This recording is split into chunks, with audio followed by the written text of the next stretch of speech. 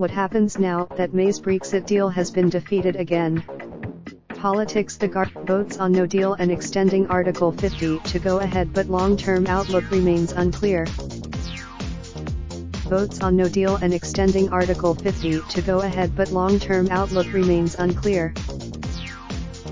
Theresa May's second attempt to pass her Brexit deal has again been badly defeated.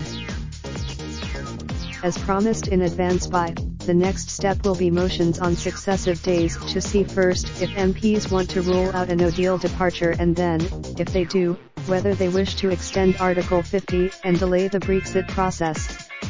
The Conservatives, whatever happens, it's not good news. Badly losing it's possible. Speaking after that depends, not least on whether MPs support this. May is adamant. The Conservative hard Brexiters from the European Research Group played a key role in sinking the deal, and their leader, Jacob Rees-Mogg, told reporters beforehand he assumed that the next step would be a no-deal Brexit. However, seemingly not, at least not yet.